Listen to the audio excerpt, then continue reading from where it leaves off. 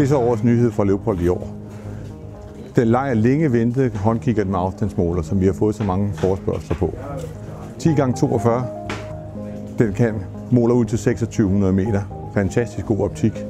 Du har valgt mellem line of sight, normal standardafstand, bue med bue-version eller riffelversion. Riffelversionen kan du justere enten på klikkende, du skal holde, hvor højt du skal holde over eller under, enten i mor eller ind. Der kan gives vindafdrift i den også, og den går perfekt i kombination med det ballistiske tårn, du har på din sigtekikkert. Prisen er 19.699 vejledende, og der er stadigvæk Leopolds livsvarig garanti på.